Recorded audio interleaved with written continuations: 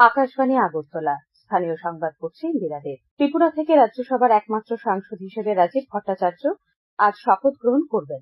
রাজ্যসভার চেয়ারম্যান উপরাষ্ট্রপতি জগদীপ ধনকর আজ সকাল 11টায় সংসদ ভবনে রাজীব ভট্টাচার্যকে শপথ বাক্য পাঠ করাবেন। কেন্দ্রীয় স্বরাষ্ট্র এবং সমবায় মন্ত্রী অমিত শাহ আজ নতুন দিল্লিতে I4C অর্থাৎ ইন্ডিয়ান সাইবার ক্রাইম কোঅর্ডিনেশন সেন্টারের প্রথম প্রতিষ্ঠা দিবস উদযাপন এবং সাইবার অপরাধ প্রতিরোধের জন্য একাধিক গুরুত্বপূর্ণ উদ্যোগের সূচনা করবেন। এদিন স্বরাষ্ট্রমন্ত্রী সাইবার জালিয়াতি প্রশমন কেন্দ্র জাতির উদ্দেশ্যে উৎসর্গ করবেন।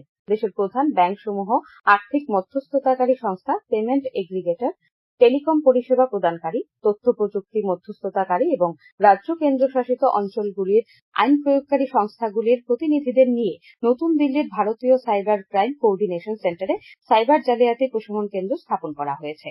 অমিত শাহ সমন্বয় প্ল্যাটফর্মেরও সূচনা করবেন।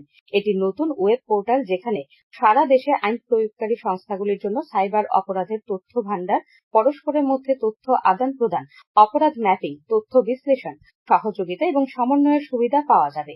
কেন্দ্রীয় স্বরাষ্ট্রমন্ত্রী একই সাথে এদিন সাইবার কমান্ডো কর্মসূচিরও উদ্বোধন করবেন। ঊনকোটি জেলা পরিষদের সভাধিপতি হিসেবে গতকাল শপথ গ্রহণ করলেন অমলেন্দু দাস। সহকারী সভাধিপতি হয়েছেন সন্তোষ ধর। কৈলাসহরে ঊনকোটি জেলা পরিষদের কনফারেন্স হলে নবনির্বাচিত সদস্যরা শপথ নেন। 13 সদস্যের মধ্যে শপথ নিলেন 11 জন। শপথ বাক্য পাঠ করান পঞ্চায়েত অধিকর্তা প্রসূন দে। এদিকে উত্তর ত্রিপুরা জেলা পরিষদের সভাধিপতি হিসেবে অপর্ণা নাথ ও সহকারী সভাধিপতি হিসেবে ভবতোষ দাস শপথ গ্রহণ করেন। ধর্মনগরে বিবেকানন্দ সার্ধশতবার্ষিকী ভবনে আয়োজিত শপথ গ্রহণ অনুষ্ঠানে শপথ বাক্য পাঠ করান পঞ্চায়েত ও গ্রামোন্নয়ন দপ্তরের সচিব ডক্টর সন্দীপ আর রাঠোর। এর আগে উত্তর ত্রিপুরা জেলা পরিষদের নবনির্বাচিত 17 জন সদস্যকে শপথ বাক্য পাঠ করান পঞ্চায়েত দপ্তরের অধিকর্তা প্রসূন দে। রাজ্যের বিশিষ্ট সাহিত্যিক ও সাংস্কৃতিক ব্যক্তিত্ব মানুষ দেববর্মন গতকাল দুপুরে আগরতলার কৃষ্ণনগরে তাঁর নিজ বাসভবনে শেষ নিঃশ্বাস ত্যাগ করেন। মৃত্যুকালে তার বয়স হয়েছিল 83 বছর। তিনি 2 কন্যা ও স্ত্রী রেখে গেছেন। তিনি ত্রিপুরা পাবলিক সার্ভিস কমিশনের চেয়ারম্যান এবং UPSC সদস্য ছিলেন। মানুষ দেববর্মনের মৃত্যু সংবাদ ছড়িয়ে পড়ার সঙ্গে সঙ্গে শিল্পী, সাহিত্যিক সহ সর্বস্তরে শোকের ছায়া নেমে আসে। প্রাক্তন মুখ্যমন্ত্রী মানিক সরকার ওনার বাসভবনে গিয়ে শেষ শ্রদ্ধা জানান। মরদেহ রবীন্দ্র ভবন প্রাঙ্গণে আনার পর সেখানে রাজ্য সরকারের পক্ষ থেকে পুষ্পার্ঘ্য প্রদান করা হয়।